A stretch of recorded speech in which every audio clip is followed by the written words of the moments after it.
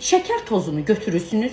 Gözenəklər var, üzdəki o belə məsamələr. Onları düzəldirik.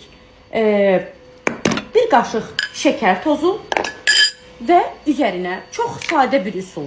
Üzərinə